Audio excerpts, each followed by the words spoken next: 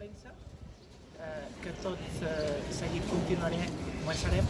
Òbviament, en primer lloc, volia donar les gràcies a tot el meu equip, que durant aquest temps hem estat treballant conjuntament colze a colze i, per tant, també els agraeixo que en un moment també difícil, no us tinc per què enganyar, doncs també m'acompanyi. Això demostra que som un grup cohesionat, ho hem estat des del primer moment i ho continuarem sent al futur. Anem-hi? Vinga. Doncs, des de l'endemà de les eleccions municipals del passat 26 de maig, he treballat i hem treballat per construir a Figueres un govern fort, estable i que, sobretot, fos un mirall que reproduís la voluntat expressada per tots els ciutadans i les ciutadanes de Figueres legítimament a les urnes.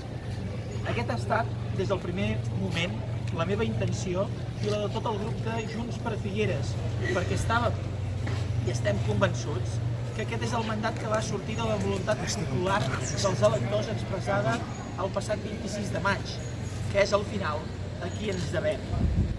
Després de 4 anys, amb un ajuntament ingovernable a causa de la fragmentació política, amb penoses conseqüències per a la ciutat, com molts de vosaltres bé sabeu, els figuerencs i les figuerenques ens van donar als polítics l'oportunitat de trencar amb aquest col·lapse i facilitar que es pogués formar un govern d'estabilitat. Els resultats electorals van ser clars, van ser contundents. La ciutadania va dir prou experiments i menys interessos partidistes. Com a candidat a la llista guanyadora de les eleccions del 26 de maig passat, amb 8 regidors i amb gairebé un 60% més de vots que la candidatura situada en segon lloc, des de Junts per Figueres vam prioritzar des d'un primer moment la necessitat d'un acord de govern sòlid i el més ampli possible. I per això vam iniciar converses amb diferents grups, prioritzant els grups d'Esquerra Republicana i de Canviem Figueres. Des de Junts per Figueres volíem un govern fidel i lleial a la voluntat ciutadana.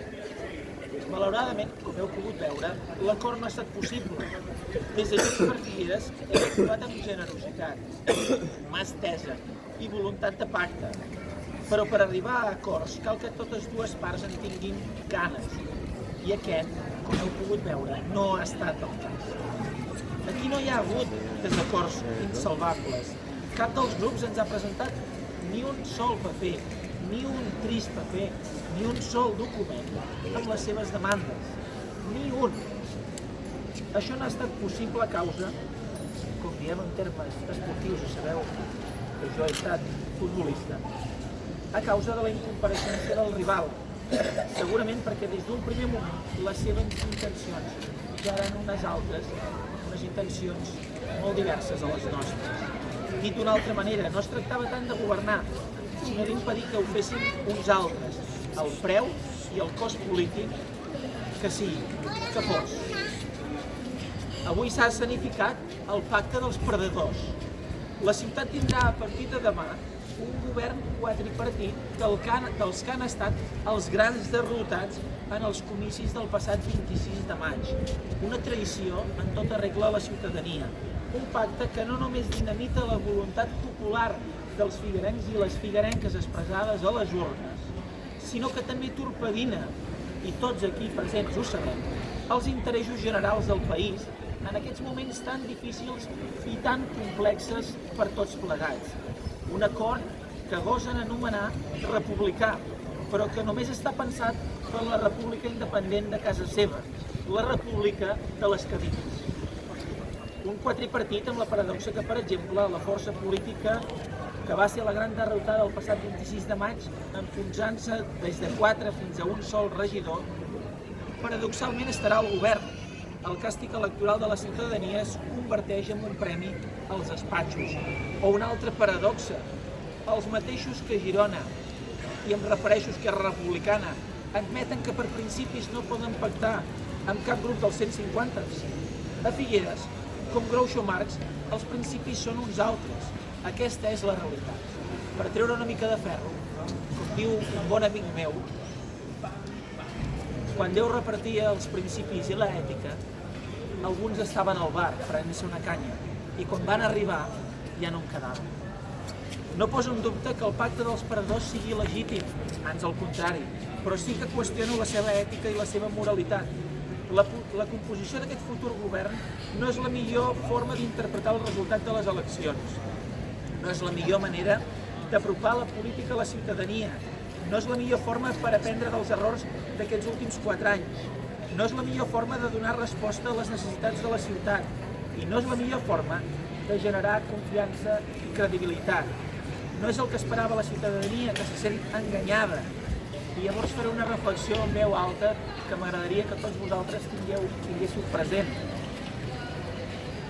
Llavors ens preguntarem tots plegats per què creix la desafecció de la ciutadania amb la política, per què tenim nivells tan alts, tan elevats d'abstenció. La resposta la trobem en acords com els d'avui, que només generen desconfiança i fan que la gent fugi de les urnes. La gent de Junts per Figueres tenim la consciència molt tranquil·la, perquè hem fet l'impossible perquè la ciutat tingués un govern fidel al resultat de les eleccions. I com he fet aquests últims 7 mesos, seguiré donant la cara i deixant-me la pell per Figueres, amb el cap ben alt, perquè nosaltres som els il·legítims guanyadors de les eleccions. A diferència d'altres, han estat les urnes les que ens van legitimar per governar aquesta ciutat. Aquesta és la prova del cotó. I ho demostra que s'han hagut d'ajuntar no només un, no només 2, no només 3 forces polítiques, sinó fins a 4 grups per derrotar-ne un de sol. 4 contra 1 per fer-nos fora. Per tant, valoreu vosaltres mateixos. I nosaltres continuarem amb el cap ben alt, en aquest cas a l'oposició, deixant-nos la pell per Figueres, perquè així hem entès el missatge de la ciutadania. Moltes gràcies a tots. Si hi ha alguna pregunta, i a la mesura que pugui, intentaré respondre. Volia preguntar, entenc que pel que vas comentar dilluns, creus que aquest pacte ja es va obrir des de la mateixa nit electoral o creus que han fet veure que negociaven amb vosaltres i ja estava tancat? Mireu, sabeu que sempre soc molt planer i que és una persona que tot i que he anat guanyat un sentit institucional al llarg dels temps, intento parlar com el primer dia que ens vam conèixer de tu i jo. I us diré el mateix. Estava un dia, crec que va ser parlat des de la primera nit electoral, i us en donaré una pista. Jo no sé on estava a casa dels meus pares i la meva parella em truca i diu, escolta, diuen per al FAR, aquest programa que està de moda a TV3, amb preguntes freqüents, que Figueres parlen de que hi havia el senyor Maragall i deien, escolta, per què no opta per la fórmula de Figueres? I diu, quina és aquesta? Diu, una vicealcaldia. I em truca la meva parella, la Marta, i em diu, escolta, diu, ja ho teniu fet així, no? Ja ho teniu fet una vicealcaldia, i jo aleshores no sabia de què em parlava. Fins que, òbviament, he vist que tot estava cuinat, perquè un era l'alcalde i l'altre era el vicealcalde. I per tant, repeteixo, en aquesta república independent de les seves cadires, les cadires, des del dia següent de la nit electoral, per lo que es veu, ja tenien nom i cognom. Han comentat, jo volia preguntar que han comentat que la direcció d'Esquerra Republicana no li sembla bé el pacte, però que tot i així l'ha tirat endavant. Ja sé que no parlaràs d'altres partits, però què et sembla? Bueno, jo crec que, repeteixo, les urnes han estat suficientment clares, ara era un moment, és un moment que la conjuntura és la que és, nosaltres el coneixeu perfectament, no només a la ciutat de Figueres, sinó també hi ha una conjuntura global de país, per tant, no sóc jo qui ha de valorar, a mi si em digueu, ho he dit claríssimament, vam buscar acords de manera preferent amb Esquerra Republicana i ens canviem Figueres. També amb les direccions dels partits?